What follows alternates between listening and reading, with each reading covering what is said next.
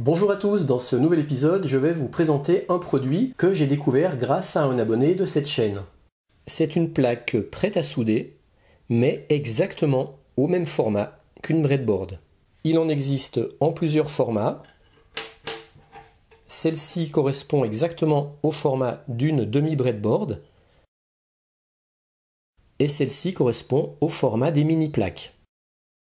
Et pour rappel, voilà la taille d'une breadboard classique.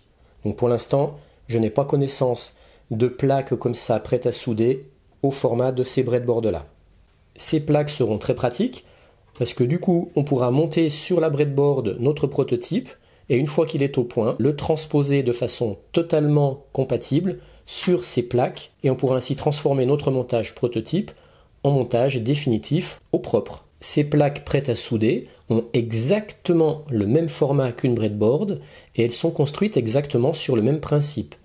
Je rappelle, sur une breadboard, on a tous les points de la ligne du plus qui sont reliés ensemble et puis tous les points de la ligne du moins qui sont reliés ensemble.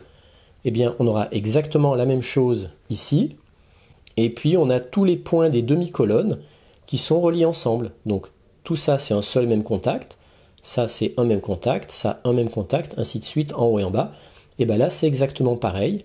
Ici on a tous les picots de cette colonne qui sont reliés ensemble. Pareil pour chaque demi-colonne en haut et en bas. Et même la numérotation est reproduite. Ici on a les colonnes A, B, C, D, E, F, G, H, I, J. Et bien ici c'est pareil. Et puis les lignes sont numérotées de 1 à 30.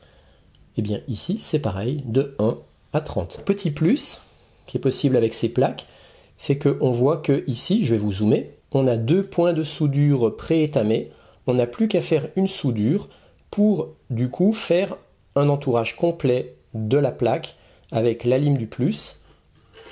Et pareil de l'autre côté, si on vient mettre un point de soudure ici, on vient relier le moins également sur tout le tour de la plaque.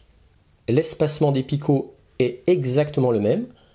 Là par exemple, je viens mettre un composant, vous voyez, il rentre ici.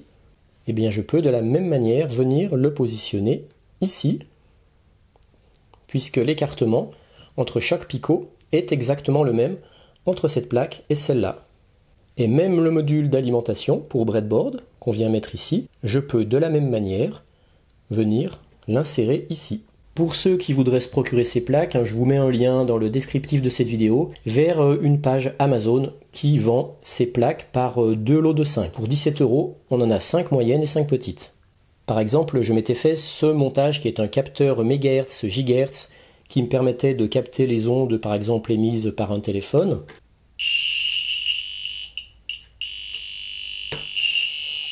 Et bien du coup, je vais pouvoir le transposer sur cette plaque en le soudant proprement. Comme ça, ça me fera un montage que je pourrai garder définitivement. Et en plus, il n'y aura pas de risque de mauvais contact comme sur une breadboard. Je réalise l'implantation et je vous montre après ce que ça donne. Et voilà, le transfert est terminé. Et ça marche nickel.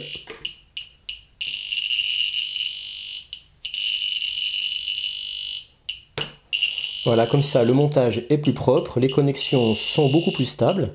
Et puis comme c'est un montage que je suis amené à trimballer dehors, ça sera beaucoup plus pratique.